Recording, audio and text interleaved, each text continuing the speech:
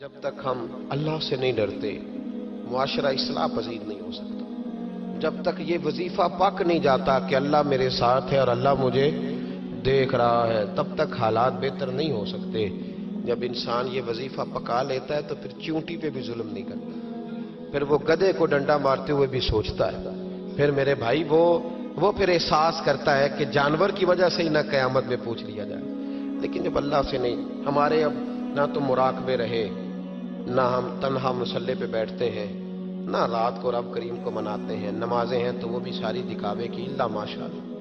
ہمارے سارے معاملات میں دکھاوا اس تیزی سے آیا کہ روح کا وہ اجر اور دل کی وہ کیفیات ختم ہوتی جا رہی ہیں.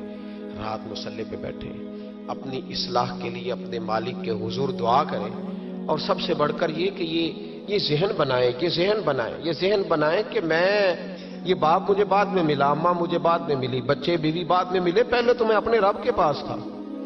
اس وقت میرا کوئی رشتہ دار نہیں تھا, اور جب میں قبر میں جاؤں گا تو پھر بھی میرا اللہ ہی میرے ساتھ ہوگا. اور اگر اس کے بعد کوئی ہستی میرے لیے ابر رحمت بنے گی تو خدا کے محبوب کی ہستی بنے گی. میرے بھائی, جس آدمی کے ساتھ انسان کو ہمیشہ کام پڑے اسے بندہ ناراض نہیں کرتا. اس کے ساتھ دوبارہ بھی مجھے کام پڑے گا. تو رب رسول کے ساتھ رشتے مضبوط کریں. ہم بڑے کمزور ہوتے جا رہے ہیں, باتوں کے گورکھ دھندے میں زندہ ہیں. کسی کو بھی چھیڑ لیں, جتنی مرضی باتیں سن لیں. کسی شخص سے بھی آپ ڈسکس کر لیں, جو مرضی اسے سن لیں.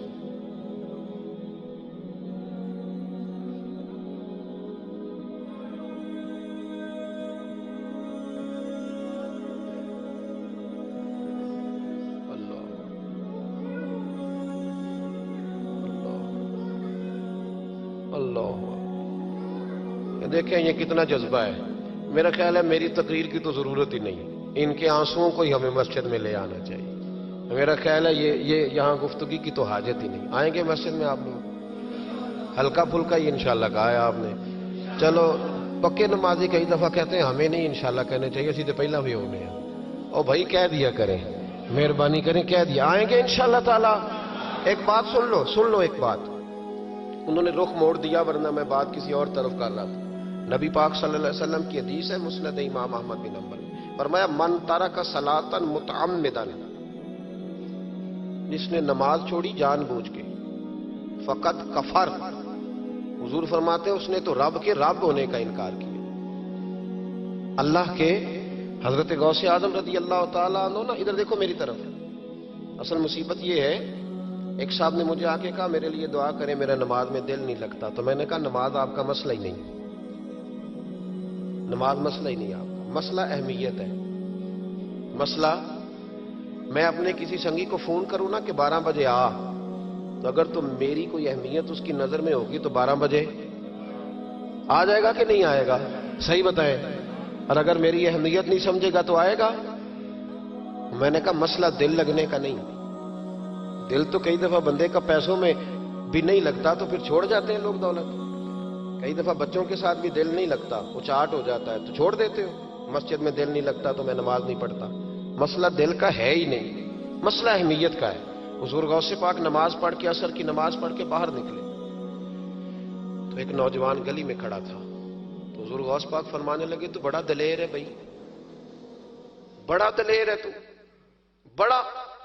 کہنے لگا حضور میں تو کمزور ہوں, یہ آپ کیا کہہ رہے ہیں؟ فرمایا بڑا دلیر ہے تو. اس نے کہا کیا ہوا؟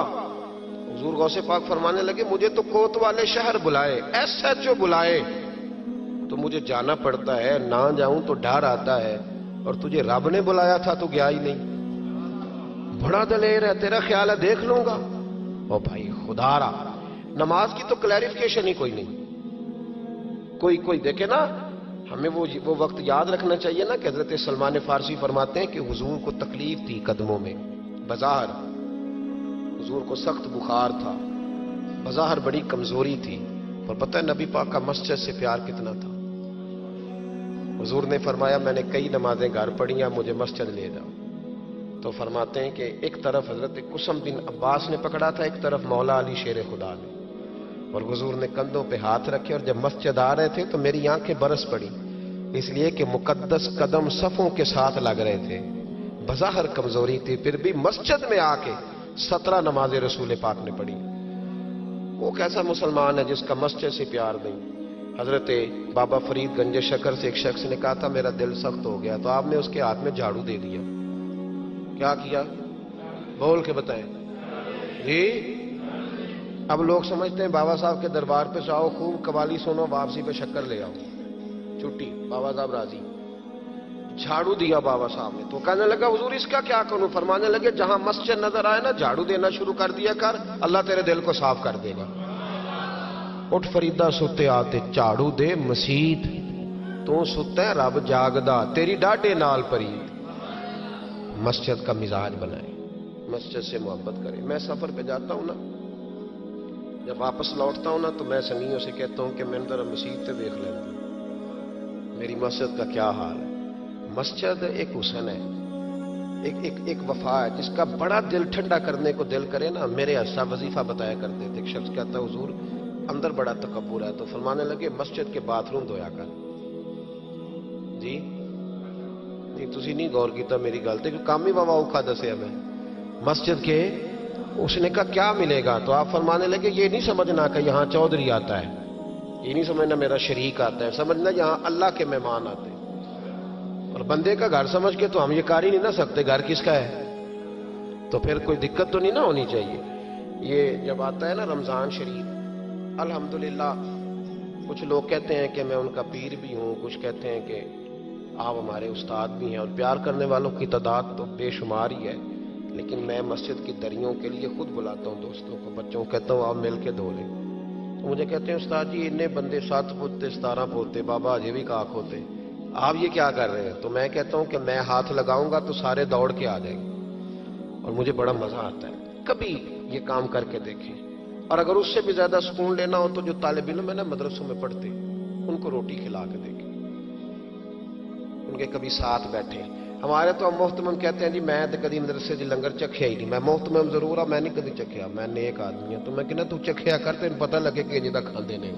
ہاں وہ چکھیا کر، وہ تو تسی کھاندے ہی نہیں. آپ کے بچے تو ککڑ کڑائی کھاتے ہیں، وہ تو غریبوں کے بچے ہیں جو پتلی دال کھاتے ہیں. اس لیے مسجد سے پیار کریں، مدارس سے پیار کریں، مسجد کا کبھی ناغہ نہ کریں، مسجد کا کبھی ناغہ نہ کریں. امام شافعی فرمایا کرتے تھے جو لوگ مسجدوں میں آنے جانے کے عادی ہوتے ہیں مسجد قیامت کے دن انہیں ڈھونڈتی پھریں گی کہ یا اللہ جی آیا کرتا تھا اسے بلا، مسجدیں ڈھونڈیں گی. آئیں گے انشاءاللہ تعالی. نوجوان بالخصوص توجہ کریں مسجد کی طرف. جوانی میں عادت نہ بنے تو بڑھاپے میں بالکل نہیں بنتی. جوان نماز پڑھے گا تو بڑھاپے میں عادت ہوگی. اللہ تعالیٰ سمجھنے کی توفیق عطا فرمائے. اللہ کو رضا دے. اب میں نے اندر نہیں جانا ہے، تو آپ نے پہلے بھی بتایا تھا، پھر تو میں آیا ہوں تو پتا چلا کتنا فاصلہ ہے. آپ تشریف رکھیں. یہ بڑے پیارے ہیں، یہ بڑے پیارے ہیں، محبت کے ساتھ فرما دیا. محبت ہوتی ہے نا جو کھینچ لاتی ہے لوگوں کو.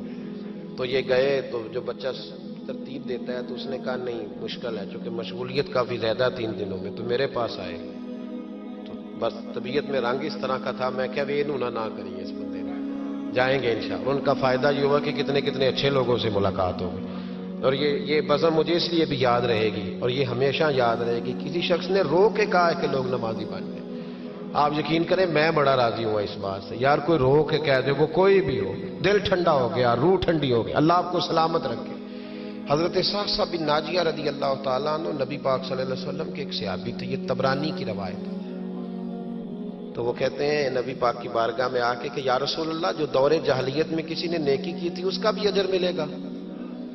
تو حضور نے فرمایا کیوں، تو نے کیا کیا؟ عرض کرنے لگے یا رسول اللہ میرا اونٹ گم ہو گیا تھا، تو میں ڈھونڈتے ڈھونڈتے پہنچ گیا، ایک بوڑھے کے پاس مجھے اونٹ مل گیا. ایک روایت میں 1 اونٹ ہے، ایک میں 2 اونٹ ہیں. تو مجھے وہ اونٹ مل گئے. تو میں نے اس شخص کے پاس ابھی میں بیٹھا ہی تھا کہ کسی بچے کے رونے کی آواز آئی. تو وہ بوڑھا کہنے لگا دیکھو اگر بیٹا ہے تو رکھ لیتے ہیں، بیٹی ہے تو زندہ دفن کر دیتے ہیں. تو کہتے ہیں میں نے ان سے کہا کہ تم دفن نہ کرو مجھے دے دو. فرماتے ہیں انہوں نے پھر مجھ سے قیمت مانگی تو میں نے وہ اونٹ دے دیے. میں 2 3 اونٹ دے کے وہ بچی لے آیا. پھر میں وہ لوگ ڈھونڈنے لگا جو بچیاں دفن کرتے تھے، میں انہیں قیمت دیتا اور بچیاں لے آتا. عرض کرنے لگے یا رسول اللہ پھر میں نے حویلی بنائی، اس میں میں نے عورتوں کے ذمے لگایا بچیوں کو پالنا. 360 بچیوں کی میں نے جان بچائی ہے. یا رسول اللہ آج کلمہ پڑھنے آیا ہوں اس کا بھی مجھے اجر ملے گا؟ تو حضور فرمانے لگے پہلا اجر تو تجھے مل گیا نا، اللہ نے کلمے کی توفیق عطا کر دی ہے، پہلا اجر بھی تجھے مل گیا، اور باقی بھی اللہ تجھے خزانے کھول کے اجر عطا فرمائے گا. خیر کریں گے تو اللہ اجر ضائع نہیں کرتا، اللہ اجر ضائع، لیکن خیر کی عادت بنائیں، شر سے ہمیشہ بچیں. اللہ ہمیں توفیق عطا فرمائے. اللہم صلی علی سیدنا و مولانا محمد معدن الجود والکرم وعلیہ وبارک وسلم. اللہ ہمارا یہاں حاضر ہونا قبول فرما، ہمارے گناہوں کو معاف فرما، ہماری غلطیوں سے درگزر فرما، علم نافع کی توفیق عطا فرما، عمل صالح کی توفیق عطا فرما. اے مالک کریم مسجدوں کی رونق کو دوبالا فرما، گناہ کے اڈوں کو برباد فرما. مالک کریم نیکی کرنے اور نیکی پھیلانے کا ذریعہ بننے کی توفیق عطا فرما. اے عرش و فرش کے مالک اپنے محبوب علیہ السلام کے رستوں کا ہمیں مسافر بنا، حضور کی تعلیمات پر عمل کی توفیق عطا فرما. اللہ عالم اسلام کے حق میں رحمت والے فیصلے فرما، برما کے مجبوروں کی مدد فرما.